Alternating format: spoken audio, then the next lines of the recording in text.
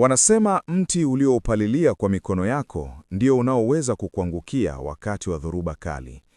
Idris alikuwa kijana mpiga picha mahiri hapa mjini, mtu aliyekuwa na jicho la kipekee la kuona urembo hata kwenye vitu vilivyofifia. Lakini urembo wake wa kweli, picha yake iliyokamilika, alikuwa ni mpenzi wake Zuleha. Kwa miaka mitatu, Idris alijinyima kila kitu. Alifanya kazi mchana na usiku ili kuhakikisha Zuleha hapungukiwi na kitu. Aliamini kuwa uwekezaji mkubwa zaidi maishani ni ule unaoufanya kwenye moyo wa mwanamke unayempenda. Siku ya kumbukumbu ya miaka mitatu ya mahusiano yao, Idris aliamua kufanya kitu ambacho kingebaki kwenye historia ya maisha yao. Alitayarisha hafla ndogo ya kushtukiza ukingoni mwa bahari, sehemu ambayo mawimbi yanabusia mchanga kwa upole. Alialika marafiki zao wa karibu, akapanga mziki laini wa gitaa, na mfukoni mwake alikuwa ameficha pete ya almasi aliyoinunua kwa jasho na damu. Kila kitu kilikuwa kimekamilika.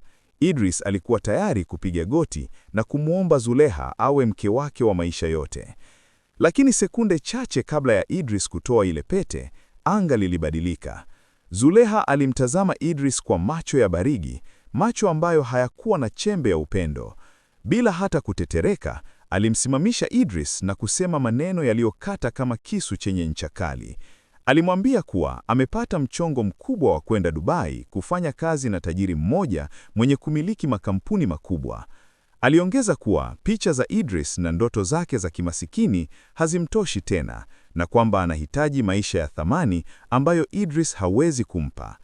Idris alibaki ameduaa, huku akitazama gari la kifahari likija kumchukua Zuleha na kumwacha yeye katikati ya vicheko vya dharau na pete mkononi iliyopoteza mng'ao wake ghafla. Miezi iliyofuata ilikuwa ni ya giza totoro. Idris aligeuka kuwa kivuli cha mtu aliyekuwa zamani. Alizima simu yake, akaacha kugusa kamera yake iliyokuwa chanzo cha furaha yake, na badala yake akaanza kufanya mazungumzo na kuta za chumba chake. Kuta hizo zilikuwa zimejaa picha za Zuleha alizozirarua kwa hasira na kuzibandika tena kwa majonzi. Pombe ikawa ndiyo maji yake ya kunywa na huzuni ikawa ndiyo chakula chake cha kila siku. Idris alikuwa akipotea, roho yake ilikuwa inachunwa ngozi mchana kweupe na kumbukumbu za mwanamke aliyempa kila kitu, lakini akamlipa kwa usaliti. Marafiki zake wa karibu walijaribu kila mbinu kumrudisha Idris kwenye mstari, lakini waligonga mwamba. Waliona ndugu yao anazama kwenye shimo ambalo halina mwisho. Usiku mmoja wa mvua kubwa, waliamua kufanya maamuzi magumu. Walivunja mlango wa chumba chake, wakamkuta Idris akiwa amepoteza fahamu kutokana na ulevi. Bila kumuuliza, walimfunga kamba mikononi na kumpandisha kwenye buti la gari, wakisafiri naye usiku kucha kuelekea kijiji cha mbali cha wavuvi ambacho hata ramani hazikijui vizuri. Walimfuta machozi na kumwambia kuwa huko hakuna pombe, hakuna picha za Zuleha na hakuna kurudi mjini mpaka kovu lake liwe limepona na awe mwanamume kamili tena. Akiwa kijijini hapo, Idris alijikuta kwenye dunia nyingine. Hakukuwa na kelele za magari wala kuta za zege. Siku ya tatu, akiwa amekaa ufukuni kwa unyonge, alikutana na Neema. Neema hakuwa kama wanawake wa mjini. Hakuwa na mapambo ya bandia wala maneno ya shombo. Alikuwa na tabasamu la amani lililoweza kutuliza dhoruba yoyote. Neema alikuwa binti wa mzee wa kijiji na alikuwa na tiba ambayo Idris hakuijua. Alimkabidhi Idris kitabu kiukuu kilichoitwa Kanuni za Kovu. Neema alimfundisha Idris kuwa ili roho ipone, lazima mwili uonje maumivu kwanza. Alimfanya Idris abebe magunia mazito ya chumvi, avute nyavu za samaki kila alfajiri na kupambana na mawimbi makali ya bahari mpaka misuli yake itoe malengelenge na maumivu iume.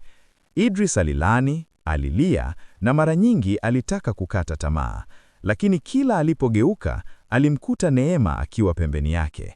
Neema alimfundisha kuandika majina ya maumivu yake kwenye mchanga na kuyaacha mawimbi ya bahari yayakeneze. Taratibu picha ya Zuleha ilianza kufutika moyoni mwake na sura ya Neema ikawa ndiyo nuru mpya iliyomfanya Idris aanze kuishika kamera yake tena na kuona urembo wa maisha mapya.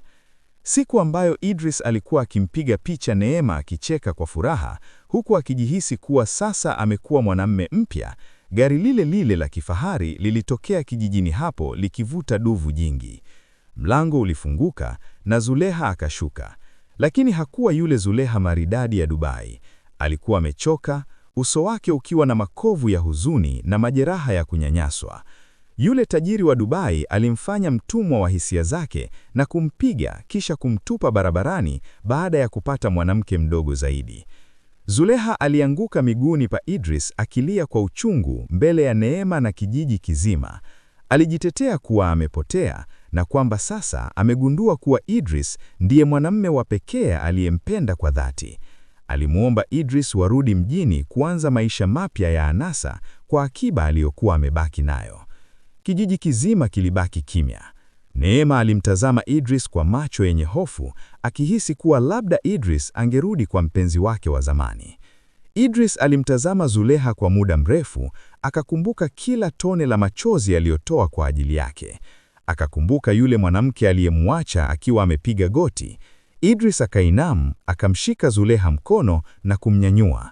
Zuleha alitabasamu akiamini kuwa Idris amemkubali, lakini Idris hakumkumbatia.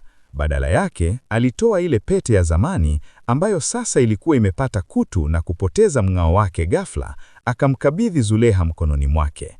Alimwambia Zuleha, "Asante kwa kunivunja moyo.